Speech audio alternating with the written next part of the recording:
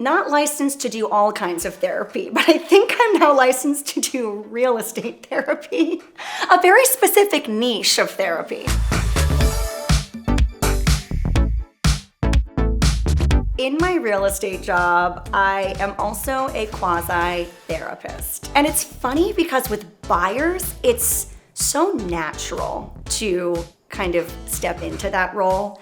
And maybe that's me, like maybe that's my personality type, but it also is natural as part of the relationship. You are with them in person, running around, looking at apartments.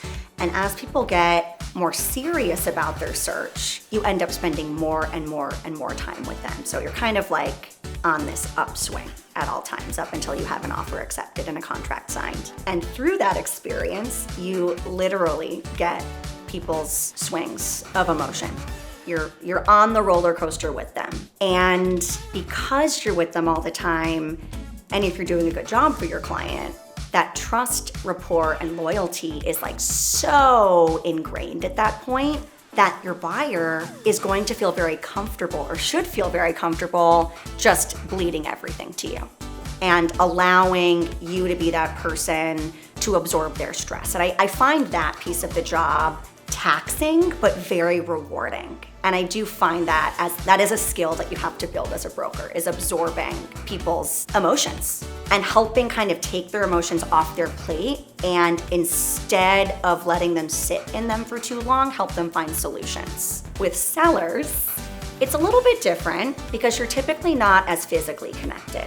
You're talking all the time, but a lot of the time it's over email, it's by phone, it's by Zoom. You're not with them in person because usually you're kicking them out of their apartment so you can show their home. You know, the emotional roller coaster, they're still definitely going on one.